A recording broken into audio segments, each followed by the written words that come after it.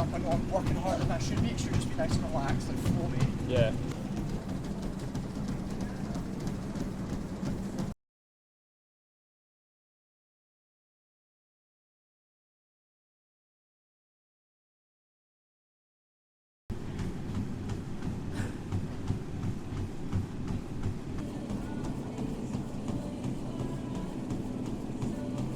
Hi, my name's Ben MacMillan, or Benjamin MacMillan.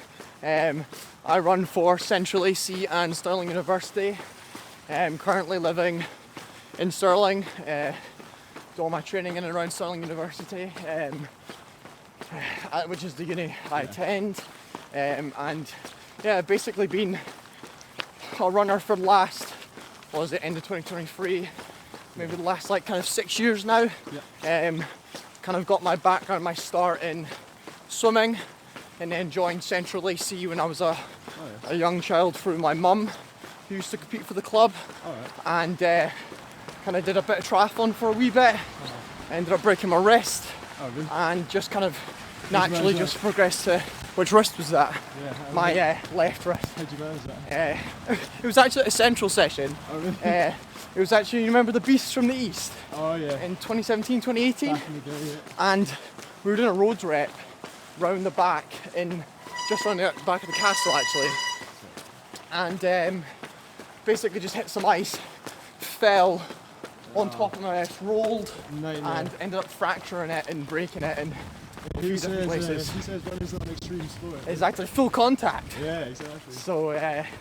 So that I kind of would say that's my catalyst into kind of propelling me into full-time running, and you know, I haven't looked back since.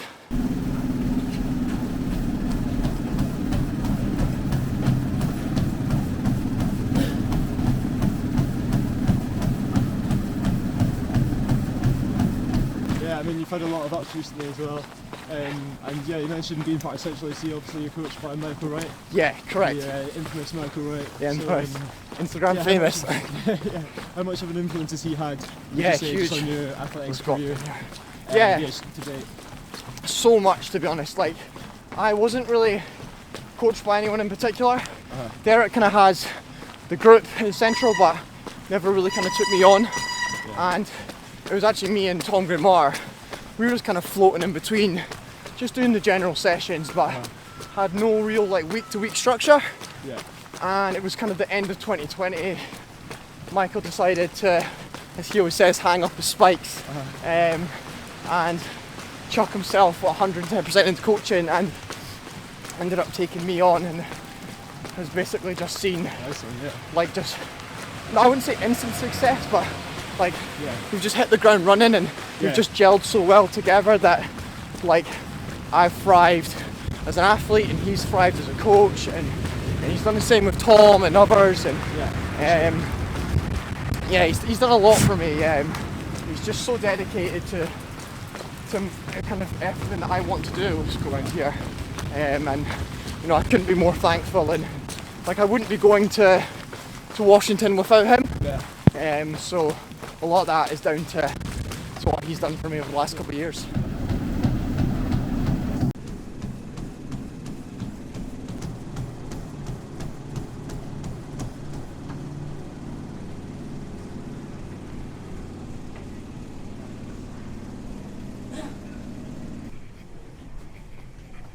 Rep one done. Light work. How's it feeling? It feels good. It should feel nice and easy. Like the first couple should feel like I'm walking at this pace, and that's always the weird thing. Like it's like I want to go harder because I'm running easier. True, yeah. And it's just that kind of finding that balance of it feels easier, but when you're 8, 9, 10k deep, it's not going to feel as easy. Yeah, for sure. I guess it's getting that kind of effort balance, right? Exactly. Yeah, I'm just trying to like do a lot of my heart rate as well, and just make sure that I'm keeping it controlled. Yeah. Which is something I've never really done in the past. So yeah, it's just monitoring that, keeping track of, you know, I'm not overdoing it, watching where I am on the treadmill, because that's always a good sign as well. Yeah, true. Not that I do it that often on the treadmill, but if I'm like way off the back, I know, okay, I'm suffering, or I'm driving my arms harder, or picking my knees up. I know I'm working harder than I should be. It should just be nice and relaxed, like floaty. Yeah, that's true actually. I suppose running on a treadmill is it's a different skill. Like, it's not necessarily a skill, it's just like different style of running. Yeah. You kind of like just switch off as well, just let it happen. Whereas when you're doing it on the track, you have to be kind of locked in and like making sure that you're on it. Yeah, oh for sure. Once Yeah. you're just like on here, put some music in, just focus. Yeah. Yeah, speaking of music, you got any songs in particular? You get a wee playlist going, or what's your go-to? Like 90s rap. Oh yeah. Like Wu-Tang Clan. I was gonna say Souls of Wu-Tang. Mischief. Yeah. Stuff like that. I always quite like that for sessions. Nice one. It gets me going fired up. Yeah, for sure. Any pre-race favourite? I like dance tunes, to be fair. Yeah. For pre-race. Yeah. Wee hype up song. Yeah. Can't get enough of it actually. Yeah. It's always good. Especially with the drills. Yes, yeah. Drills and strides pre-race. Unreal.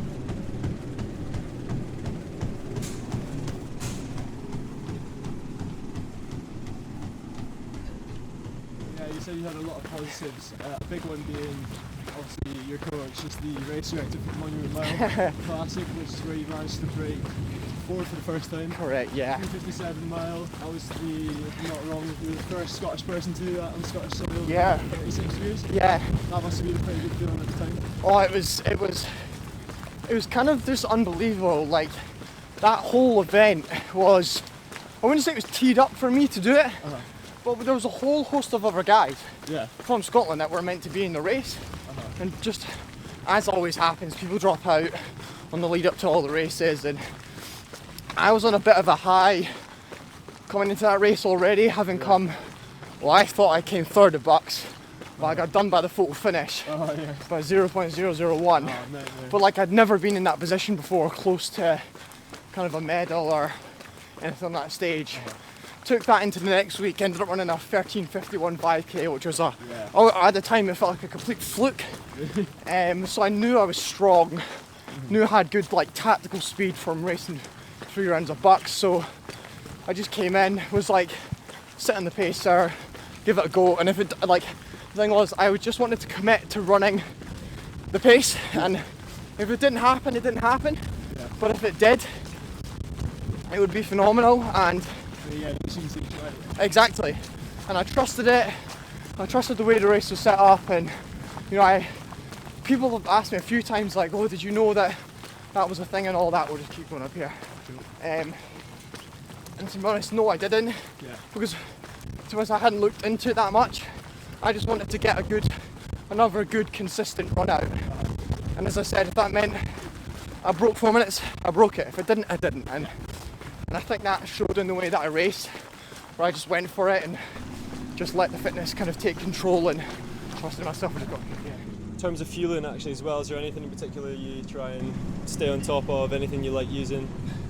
Not really my fuel. My nutrition isn't the greatest. Yeah. A lot of people say that I probably have some of the worst nutrition out there. Like considering it's the 27th, there's been a lot of naughty things consumed over the last 2 or 3 days, shall we say? A lot of mince pies. Mince pies. Yeah. A couple pints. Just a couple, yeah. But no, like I've just had some water. Had a big double espresso this morning. Okay, yeah. That's not really anything in particular. A couple slices of toast just to make sure something's there. Yeah. But apart from that, nothing. Because I'm only doing 1500 meters, I feel like I need to kind of be taking like gels or like drinking water and everything. Well, on social rest, maybe in the drink, but the only reason I actually have water is because before it just gets really dry. Yeah. So I like to just keep it. I also feel like it keeps my body temperature down. Yeah, probably does as well. It always feels like it's 10 times harder when I start like sweating and it's too warm and it's like, oh god. Yeah, exactly. I guess it just keeps it maintained, keeps it chill. Yeah. Anything I can do to just keep it as chill as possible. Yeah. I'll try and do it, but at the moment it's just bringing a water bottle. Yeah, no, for sure. And yeah, you mentioned running 13:51 in the 5k. Yeah. You've got some impressive PBs across like quite a wide range of distances, 800 to 5k. How much do you focus on like kind of maintaining that ability to race like quite a variety of different ways, quite a variety of different distances sort of thing? Like I think it's just important to have, like I'm a big believer of, I've done a lot of focus on 1500, but 1500 1500, like the way the race is kind of moving these last few years, it's not as tactical as a race as it was in like 2016 when Matt Centrovitz won the Olympics. Sure. It just seems to be from the gun, relentless at the moment, and a lot of that comes down to how good or how much strength you have, basically. So I'm a big believer in, to run a good 15, I need to have a good 5k behind me. And same with the 5k. I felt if I was going to be able to run a good 5k, I'll need some good speed behind my legs. 800 metres, I don't think my 800 complements my 15 or my mile very well. I just can't. The first 100, 200 metres, it takes so long to kind of get my legs going up to gear that it's too much of the race has happened by that point. But I'm a big believer of, as I said, 15 helps the 5 helps the 15, and it's the same for the 8 and the 15 as well. And that also means as well, to be fair, like you have to do a bit of cross in the winter. As much as I despise running in the wind and the rain and the mud and It's gotta be everything, done. it has to be done because it just puts so much aerobic base and strength in your legs that come summer, free quarter laps of track is an absolute walk in the park.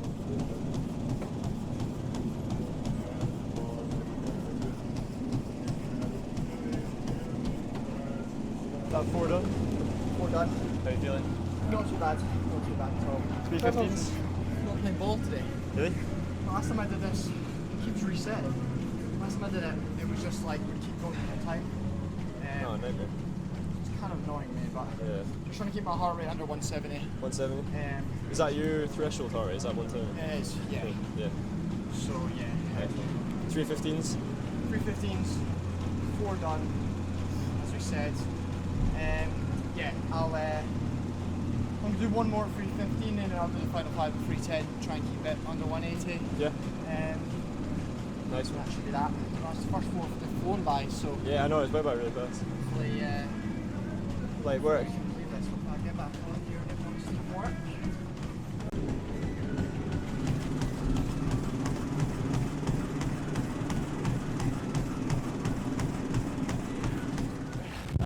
So I just feel like threshold is something that's just really important to just build like a really strong foundation. Yeah. It's not something that we do very much in the winter, in summer, sorry, but a lot of that we would touch on in the winter. And something that I've learned through doing some like physiology testing is what my actual numbers are. So a lot of the time I was doing thresholds, I say threshold, turned out to be just a session or just a hard effort at a pace that was kind of far too, I would say, strong. I'll just go down to the right here. It was way too quick for, basically it wasn't the threshold effort. I was running sometimes low 250k pace to kind of basically 3-minute k pace. And as I found out, that actually isn't my threshold pace. It's probably closer to about 310 to kind of 315-ish. And obviously it's dependent on what you've done on the lead up to it and how tired you are and whatnot. But so yeah, I feel like going onto a treadmill and running 315k's, you know, I feel like I'm walking for the majority of it. But the actual kind of the bigger picture, bigger perspective, it does a lot more for my body, building foundation, because it means that, and then I can go and attack a bit more of a sharper session on the Friday or the Saturday or the Sunday, whatever day it is, and still be fresh for the rest of the week. And so I'm not digging myself into too much of a hole to the point where I take the rest of the week to recover from that one session. But yeah, I'm kind of getting that second session done to a good enough level whereby which that first or third or long run or whatever it is for the rest of the week can be done to a decent level still.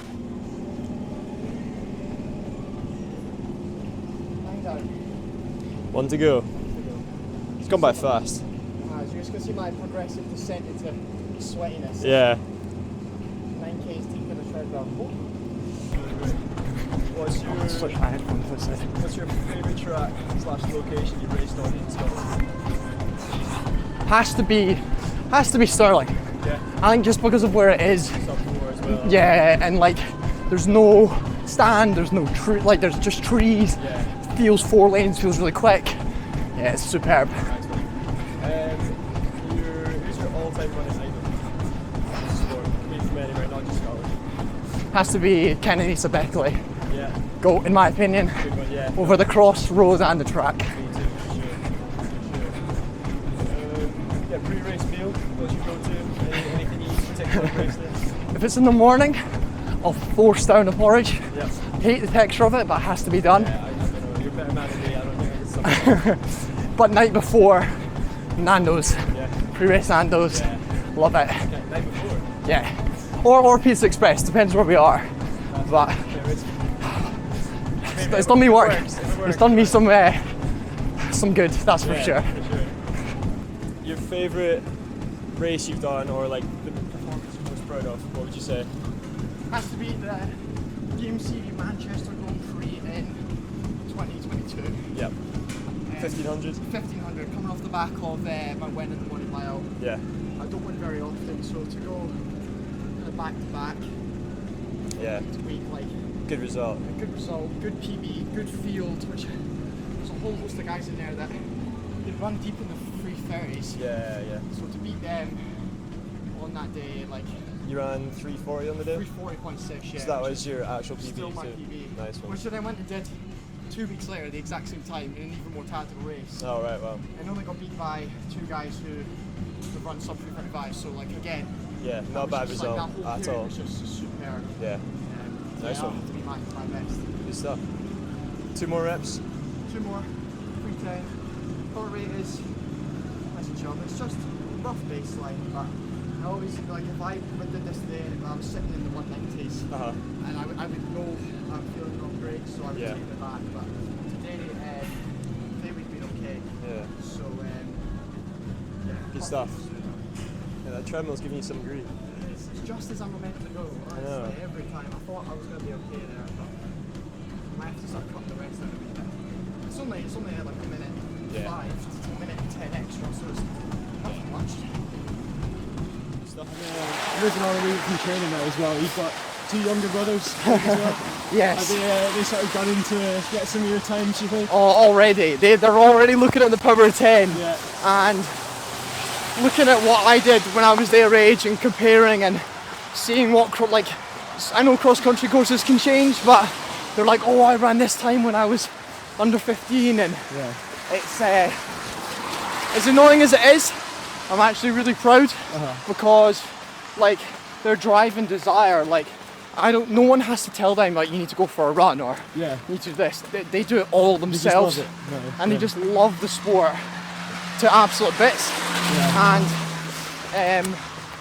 I want to help them and inspire them as much as I can, because like it keeps them out of trouble, it keeps them focused, and if it can get them to a better level than I am, then Yeah. I'd happily be there. That's something you can't teach either. No, Just like that pure love for the sport. Which is- 100%, yeah. It'll take you far. So, Yeah, well, yeah, just in terms of like, obviously you've had a very successful kind of past few years, moving now into the American scene. What sort of advice would you give any sort of younger athletes in Scotland, but just in general, any younger athletes like who are kind of just trying to make things happen for themselves in the sport? I would say just mainly just be patient. Yeah.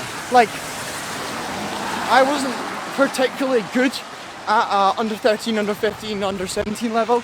Kind of cracked on a wee bit under 17. And I was always in the mix, but I was never winning. Yeah. And I put a lot of my success or my hard work and whatnot in the later years down to the fact that I was always in the mix and I was always there. But it kept me hungry and it kept me honest. For sure. Because we'll just go down by the track. Yep. And it just kept me it left me wanting more. Yeah. Because I was so close all the time. And yeah, I think patience, understanding your ability, maybe not going too hard, running too many miles too early, just kind of doing what feels right for your body. Yeah. And I think everything will just eventually fit into the place, because hard work pays off at the end of the day. For sure. And yeah, if that can all kind of fit together and you're patient and you're ready, it's good in here. Definitely, yeah. you, sir. Good volume. Very good volume. That's what it's about. Like I just always finish it feeling like maybe got 2-3 more reps in it. Yeah. And that's a mistake I made in the summer and kind of last couple of years. Yeah. I was Progressional going too sessions hard. and doing them raise weights. Yeah. So that I know for a fact I've got Oh a yeah. few more in me, and I know I did it correct as that. So Trying the whole time now as well. So it's like work. just a bit warm. Yeah, I know.